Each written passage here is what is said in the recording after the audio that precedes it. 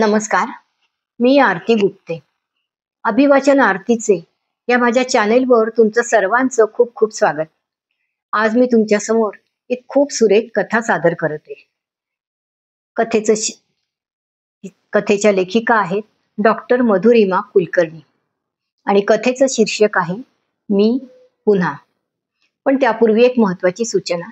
जर आजची कथा आवडली, व्हिडिओ आवडला तर जरूर कथेला लाईक करा आणि यूट्यूबच्याच कॉमेंट सेक्शनमध्ये कॉमेंट देखील करा. व्हिडिओ फॉरवर्ड करू शकता. त्याचप्रमाणे चॅनेलला नवीन नसल्यास जरूर सबस्क्राईब करा. तर ऐकूया आपण आजची कथा. शीर्षक आहे मी पुन्हा आणि लेखिका आहेत डॉक्टर मधुरिमा कुलकर्णी. नेहा आणि अमित एक साधं पण आपलं वाटणारं जोडपं. त्यांचं लग्न झालं 2 जून 2000ला. त्या दिवशी नेहाच्या डोळ्यात स्वप्न होती. एक प्रेमळ संसार, एक एकत्र आयुष्य जिथे आपण ही भावना महत्वाची असेल. पहिल्या रात्री नेहाने अमितला एक छोटंसं पत्र लिहिलं. मी तुला मनापासून साथ देईन.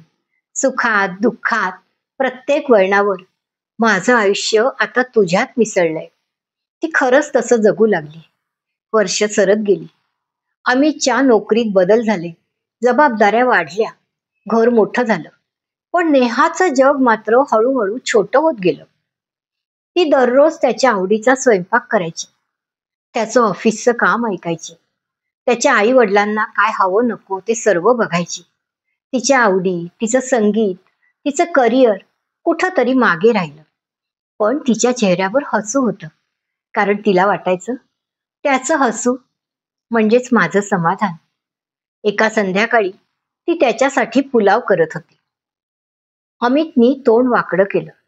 थोडं मीठ कमी आहे, इतकंच. ती गप्प बसली. पण त्या रात्रीच्या डायरीत तिने लिहिलं, मी अजूनही त्याच्या आवडीप्रमाणे जगते आहे. पण कधी तो माझ्या आवडींबद्दल विचारेल का? 10 वर्ष झाली. आता नेहा 2 मुलांची आई झाली होती. मुलांच्या अभ्यासापासून त्यांच्या खेळापर्यंत ती सगळं पाहायची. अमित ऑफिसच्या कामात व्यस्त असायचा. रात्री तो थकून घरी यायचा आणि तिचं बोलणं थकवा ह्या शब्दात हरवायचं. एका दिवशी मुलांनी विचारलं, आई, बाबा तुला काही गिफ्ट देतो का ग कधी? नेहा हसली, म्हणाली, तुमचं हसू हेच माझं गिफ्ट आहे. पण आत कुठेतरी एक गाठ घट्ट बसली. त्या रात्री ती आरशात स्वतःकडे बघत होती. केसात थोडं पांढरं दिसलं, पण डोळ्यात अजूनही काहीतरी जगायचं होतं. तिला जाणवलं, मी सगळ्यांची आहे, पण माझं कोणीच नाही. वेळ निघून गेला. 19 वर्ष झाली त्यांच्या लग्नाला. अमितला आता तिच्या शांततेची सवय झाली होती. ती आता क्वचितच काही बोलायची.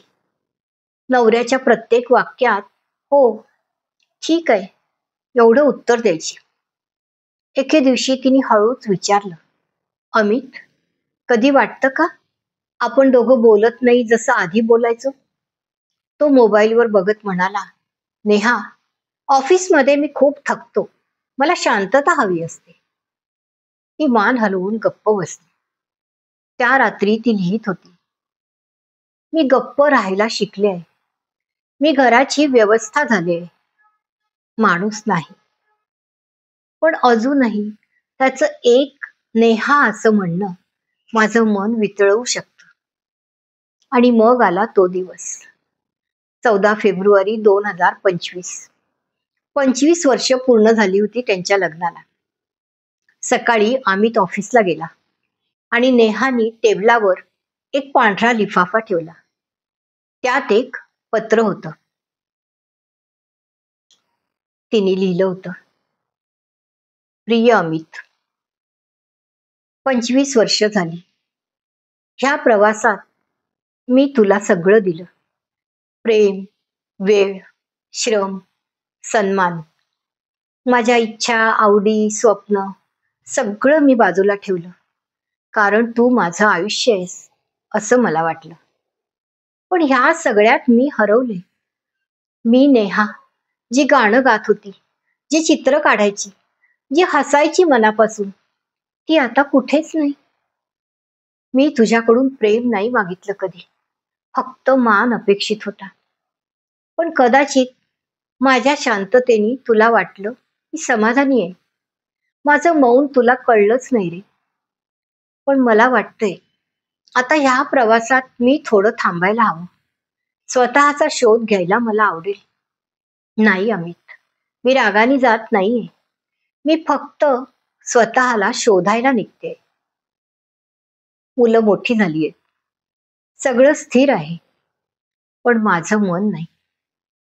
म्हणून मी निघते, तुझ्या आठवणी घेऊन, मात्र स्वतःकडे परत जाण्यासाठी, पुन्हा परतून न येण्यासाठी. हे वेगळं होणं नाहीये, ही माझी नवीन सुरुवात आहे. नेहा. तिने लिफाफा टेबलावर ठेवला आणि हळूच दार बंद केलं. संध्याकाळी अमित घरी आला. त्याचं लक्ष टेबलावरच्या लिफाफ्याकडे गेलं. त्याने लिफाफा उघडला. त्यात लिहिलेल्या ओळी वाचून तो पहिल्यांदा खऱ्या अर्थाने रडला. 25 वर्षानंतर त्याला उमगलं. तो संसार जगत होता, पण नातं नाही. त्याने घर बांधलं होतं, पण भावनांचं छप्पर नाही. फ्रेम मधल्या त्यांच्या लग्नाच्या फोटोकडे त्याची नजर गेली. नजरेला पडली हसरी नेहा. तो हळूच कुजबुजला. नेहा, तू सन्मान मागितलास आणि मी मात्र तुला सवय दिली. आता समजलं मी काय गमवलंय ते. नेहाने घर सोडलं ते तिच्या अस्तित्वाचा शोध घेण्यासाठी. तिने एका छोट्या गावात अगदी छोटस तिच्या पुरतं घर घेतलं, ज्या घरामधल्या प्रत्येक गोष्टीमध्ये ती होती.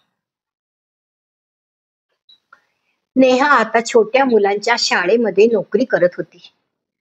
ती मुलांना शिकवत होती, हसत होती, गाणं गुणगुणत होती. ती जेव्हा आरशात बघायची, तेव्हा तिथे तिला स्वतःचं अस्तित्व दिसायचं. अशी नेहा जी पुन्हा जिवंत झाली होती. तिने त्या दिवसाच्या डायरीत शेवटचं लिहिलं. मी त्याच्यापासून दूर नाही गेले. मी फक्त स्वतःकडे परत आले. अर्थात ही गोष्ट केवळ नेहाची नाही, ती प्रत्येक त्या स्त्रीची गोष्ट आहे, जी नात्यात स्वतःला इतकं हरवून बसते की शेवटी स्वतःचं अस्तित्वच विसरते. पण जेव्हा ती स्वतःकडे परतते, तेव्हा ती फक्त बायको नसते, फक्त आई नसते, फक्त सून नसते, तर या सर्व नात्यांबरोबर ती पुन्हा एक मी असते.